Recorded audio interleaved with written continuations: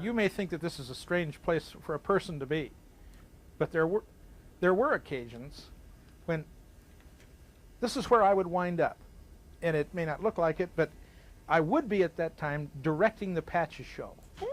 But yeah, right. It is a little difficult to roll a cartoon or a commercial or get to another camera from this position, especially when one was laughing so hard that you couldn't get a breath, and you're supposed to be working, but you're just knotted up and couldn't breathe from laughing so hard. And you could hear people in the intercom saying, "Is Towey having another heart attack?"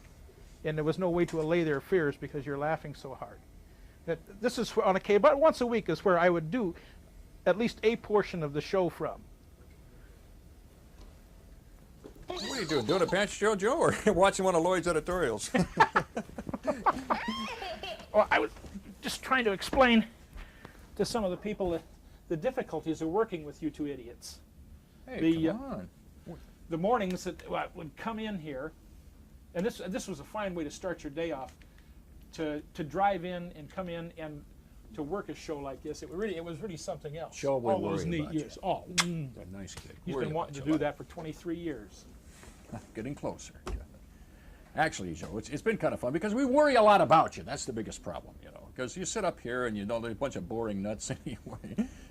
The best part about the Patches show is the fact there's so many people who are involved in all of this thing, and of course they're all held together by, Chris, J.P. Patches, and great cameraman like John Morgan. Yeah, John Morgan. I mean, Kevin Bozine is one of the world's greatest audio guys. But now Dwayne Smart, there's nobody that can touch him in the audio booth. And all of the guys in Master Control and all of the floor directors and everybody. I mean, they're just there. They're with it. They know, and they all want to be around him. It's not a thing where he says, "I want to," you know. It's a thing. I lived for the last 20 years for the word "never mind."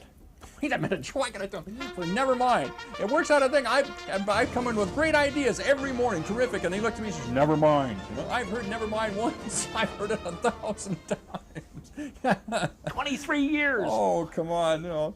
You've been a rotten director most of the time, but we try to work it out, and everything seems to gel and work good because of the clown. See, that's the best part about it. And when you hurt the clown, nobody likes you too good. You know, that's not good. You know? Well, the thing about it, from a director's standpoint, you call yourself a director and you come in and you work with J.P. Patches. And on the floor and up here, I worked with him for 23 years. Explain on the floor. They meant on the... Well, as the floor director. Started out as a floor director working with Chris shortly after he went on the air, so I've been around with him for a long time. But just because of that familiarity, and then being one of the original directors to work with the show after Animal Jack and my brother starting it off, I've become familiar with him, and nobody directs Chris Wheatus or J.P. Patches. I'm glad you finally admitted that.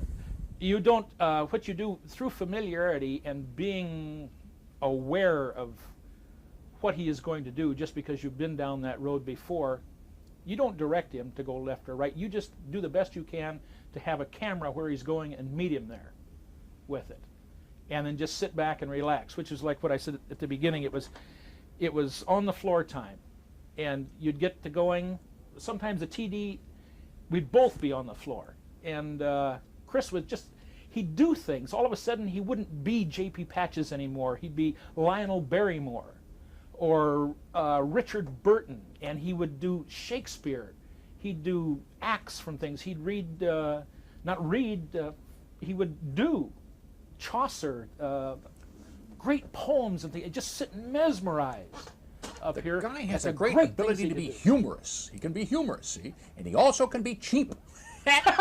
Boy, can he No, that's be Bill cheap. Gerald. I didn't want to. I forgot that. Bill will get you for that. Well, I know. But anyway, the whole thing was, we never talk down to the kids. That's dumb. You know, you see some of the other television programs that sit and they talk, "Now, kitty, and mamby-pamby, no, it's really nice to stay out on the veranda and that business." Hey, come on.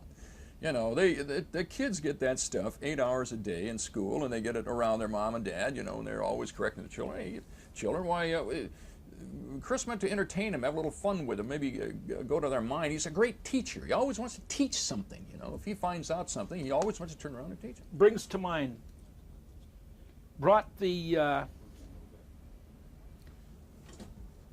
one day I was doing the show, directing the show, and they brought in, he was a kid who had always been a Patches fan, He was handicapped, he was in a wheelchair, and he was blind. Just all the things that could be wrong with a poor kid were wrong with this young fella. But he was a Boy Scout. He came in, he was in a Scout uniform. And I guess you could say he was an achiever. He, with all the things that were against him, he had against him, and he had done these things. And they wheeled him in, and he had a book of Braille with him. He was going to show how he could read Braille. And Chris, J.P. Patches, said, I don't believe it. Nobody can do that. You've got it memorized. You're a fake. And I remember that. The kid just, oh, no, I'm not. Holy smokes. No, I can do this. I can really do this. And Chris he says, I could open that book up. He says, go ahead and open the book and read it. And so the boy opened it up and he read it. He read what was on there. And Chris says, yeah, but you've got it all memorized. It's just all memorized. And the kid says, no, I don't. You pick out a page. And I'm sitting there thinking, gosh, Chris, you're coming down on this kid awful hard. And he took the book and he opened it up, and the Braille book, and as he handed it back, he turned it upside down and handed it to the kid. And I'm thinking, oh, you're going to get it. Somebody's going to punch you for this. And the kid took the book and he went back and forth, and then his face broke into this great big grin, a huge, huge smile. And he said, JP, you turned the book upside down. Hey. And it just darn near broke me. I realized fully the grasp of the minds of young people that this man has. He knows what it is. I couldn't do that. I couldn't do it because I don't have that kind of a grasp of a touch for what is in the minds. The boy wanted to be played with. He wanted to have jokes played on him. He wanted to feel a part of what was going on around him, even though he was in a wheelchair and blind. And Chris made him feel that way. That's always the best part about him. When we're doing a parade or doing something like that, or we got guests around, and kids come up in wheelchairs, Chris will go sit right on top of them. You don't. Oh yeah, and the kids love that. Craziest thing in the world. But you have to be mamby-pamby to the kids. Dear girl, they know what's going on, for crying out loud. You were talking about the one. Who was it? Was it Bob Gordon, the old the program director, that wanted? I don't want to name names. Wanted to have the show be more informative. It was. Came in, person probably from the weather attitude and whatever like that. They hadn't watched the show in a couple of months, or a couple of years. Didn't get up that early, and said, "I want the show to be more moral, to have a theme to it, kind of a thing." And I wanted to hit him because not one time during the time that I was ever associated with Chris, JP, anything he ever did, any of the programs we put on, live, videotape, or anything, there was a moral issue to each and every one of them. There was a good, a bad, a thing to be learned from any one of the characters that JP worked with. Sometimes JP himself would slip into bad ways, but then he would learn from that. One of the other characters would trip him up, catch him on it, make him return the money, make him say, I'm sorry, and believe it, and why he should be sorry for what he did. Every program had something for the kids to learn from, which is where the appeal came from the parents. They knew that they could rely on their kids to be entertained and taught in a correct manner from his show. Remember the words we couldn't use? We could never use. Well, I guess there was about 8 or 10 words that we couldn't. Wait. He's used them all.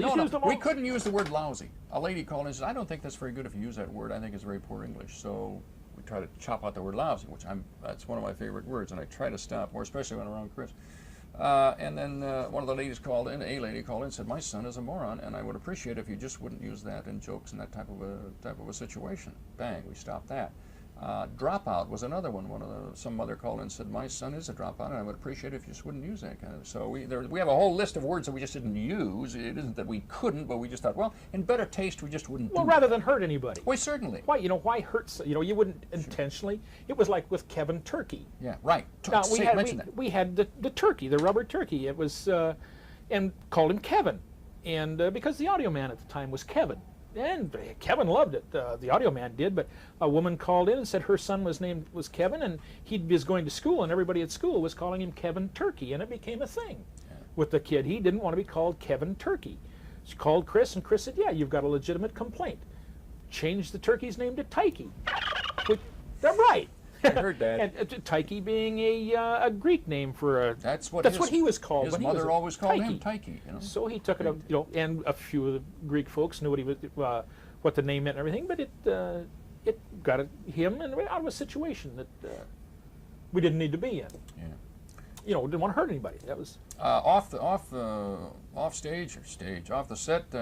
You take his ears and his nose and his I was going to say his shoes off, but ears and nose off, and he's another guy. He's completely. It isn't that he's completely different, but he's not J.P. Patches anymore, kind of thing. Chris Wheatus himself is at the heart of it all. It'll always be. It'll always be funny, and it'll always continue to be funny. I think. Private life, he leads a very secluded life. He doesn't go out and doesn't... Yeah, Joni's meaning to talk to him about that, too. Yeah. They're quiet. He's a little summer place up in Puget Sound, and he goes up there a lot. And and you're all invited. Yeah, right. Big party this weekend. Cooking. Right? And he lives a real quiet life. Goes to movies a lot, reads a lot, sees the shows, normal kind of a guy kind of thing. Well, you mentioned something that directing his show, I would have used to do more of it, I suppose, but... to go down and talk over the bit with him in the morning, we'd have a cup of coffee, go downstairs. Now this always amazed me. Back when I first started doing the show, that you talk about Jack Armstrong being a good guy. He was supposed to. Jack, you're a nice guy. They said, Joe, do you want to direct the Patches show? And I was a floor director at the time. They said, do you want to direct the Patches show? I said, yeah, sure. God, I'd love to. That's what I'm here for. Learn how to be a director. So they said, well, Jack is not going to be. He's leaving. He's going to work at Channel 9. He'll sit in with you for 2 weeks. And teach you how to do the show and the whole bit like that. Everything will be fine. So you start tomorrow morning. I came up and next morning I was just sweating blood, and I sat down there in the chair and I was just shaking and plugged in the headset and did the whole thing. And Bob Whitmer was there. And remember Whit? And it was a live television show. It's the first thing I'd ever done, and Jack was sitting there, and we got into the first cartoon. It was an hour show, and we got into the first cartoon, and Jack looked at me. He says, "Oh, you know what you're doing." He disappeared. I never saw him again. And I've been meaning to talk to him about that ever since then. Pounds and pounds of moisture out of the palms. I forgot my original train of thought. I had to say that. We're down in the Denny Reed right now. It's in this gorgeous building, but in the old building, when it was all ready to fall in everywhere, up on top of Queen Anne Hill, things would go all along. Things were just unimaginable. That was black and white, and he was skinny. Yeah, that's right. That's when he'd lost a little weight, right? He had, right? I'm working on it. But when I got involved with him, he always had a one-sided conversation with Gertrude, the telephone operator. He'd walk over and say, okay, or the telephone, take it off the wall and say, okay, Gertrude, I want a ham and cheese sandwich and some potato chips. I'm having a picnic. And he'd hang up, and you'd never hear the voice. Well, I came to work there a long time ago, and I didn't mean to talk to you about that. Yeah, I'm getting better. And so he says the same thing. Okay, Gertrude, send it right down. And I walked across the production floor, and I said, all right, Julius, I'll bring it right down, Well, it sort of started from there, type of thing, is where I got involved. And of course, Joe was, all the floor directors and the directors had different parts on the programs, and we were one big integral unit, and we all knew each other real well, type of thing. And it was just a really good swinging outfit. We really enjoyed it. It's been a great show. Oh, the days on the hill when we did 2 shows. Yeah, remember that? We started out, when Chris started out, he was doing a show called Magic Mountain. In the morning, yeah, right, everything was live. There was no such thing as videotape. And Magic Mountain, and it was Professor Friedelfurter, the Armenian scientist kind of a guy. Yeah. A lot of fun things, gimmicky stuff. Then in the afternoon, we would do the J.P. Patches show. Then, well, that went until and then remember when we used to do the Saturday show too. So on Thursdays we'd do 2 shows and tape 1 for Saturday. Yeah, we had more J.P. than you could shake a stick That's at, and right. it was all fun. It was all fun. An outlet for creativity, bounce things off of Chris Wheatus, the things that we could do, the things all of us realized a lot of our potential in the things that we could create in our minds and the things we could create with our hands for the show. A lot of things that I've seen done in television, the first time I ever saw them done, I saw them done on the J.P. Patches show. Now let's take the word Fred. Remember, I always used to come out with the animals and call him Fred. What's his JP would always say, what's the name of that rabbit? Or what's the name of that snake? Or and I'd say, well, his name is Fred.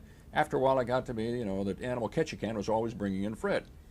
Well, time came. All of a sudden now, the animals in Hollywood were all called Fred for some reason. I wonder what this is. Yeah, See what an impact you had. You see, aren't I wonderful? I can name a dog Fred. Wonderful. No, but I mean, the show does have its impact on other people, kids not only, but. We've done some great shows, and we've done some lousy shows. We've done some poor shows. Come on, let's be honest about Let me talk to you about that. Yeah, you know, they're always accusing me of forgetting the bits, and that's not right. I've remembered every one of them.